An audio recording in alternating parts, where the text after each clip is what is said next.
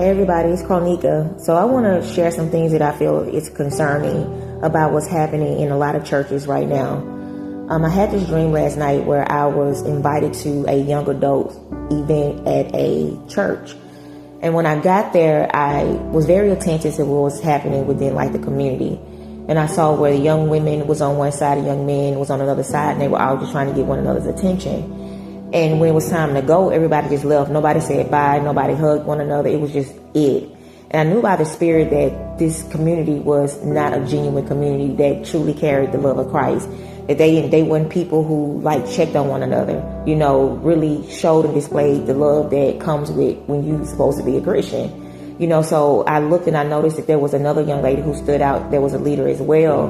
And she, her whole disposition began to change. Her face, her hair changed when it was time to get ready to go. And she looked at distress in her face. And I knew that this woman was not who she presented herself to be when she was at the community. So I saw another leader and I pulled her to the side and I began to confront what I had just saw. And I asked, how could you be Christian and not show the true love of God and, the character of Christ, where you truly care about people, where you don't just come to church on Wednesdays and Sundays and it's just it. When it's time to go, you're done with people. And she began to try to share the dynamics of the community, and I kindly rebuked her and said, no, when you gather as a community, you have to be intentional about the people that's there. And I said, this is how you catch people who want to commit suicide. And she began to explain that was her before where she wanted to commit suicide. And I was thinking, no, that's still you. You still want to commit suicide. And so all of these people began to gather around us, not just the young adults, but there was older people as well. And they were all getting ready to go into the service. And the person who invited me there was like, are you going to keep talking? And I was like, I can. Like, I didn't feel the need that I had to stop because these people gathered around me. And I knew this person who invited me was a person that knew that I spoke truth, but also at times they were uncomfortable when I spoke truth. And so I said that I'll just wait until service is over with, and then I'll come and I'll share my heart concerning what I just saw. In that moment, one of the older women that was there, now listen, everybody that was around was people who served, that was in leadership.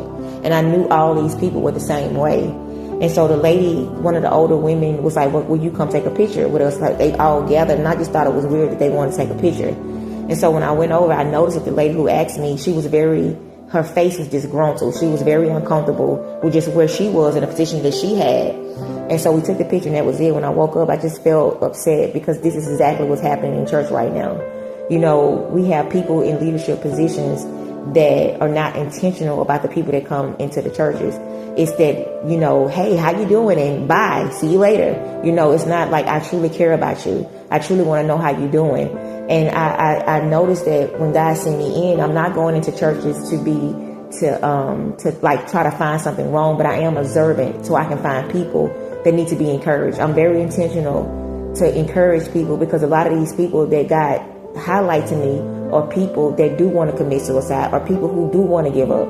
So if the church is not a place that we can come and be like a hospital to really like love people through their brokenness, then why are we coming to church? Is it to put on a facade, to pretend to be one way and we're truly some other person that we're not? And the sad thing about it is most of these people are in leadership positions. They're broken themselves. They're not living like according to what they're presenting to you on Sundays and Wednesdays. And it needs to stop.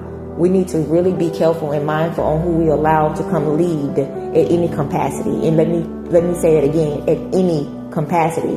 Are we that desperate that we put anybody in position before we see the face of God on who need to be there? Because you need people in position that can actually see the brokenness in other people, that's willing to take their time to stay around and love on people, that's willing to check on people throughout the week and not just shove people to the side.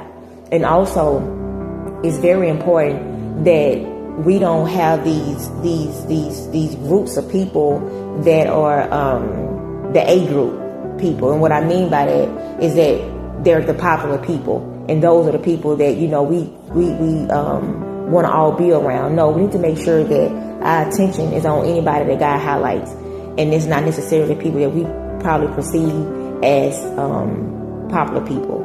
So I just think that we need to do better as a whole, as a body of Christ, and truly show agape kind of love of Christ, so that we can be intentional about catching people who are in a very broken state and truly show the love of Christ. Listen, I love y'all with the love of Christ. Let's do better as a body of Christ.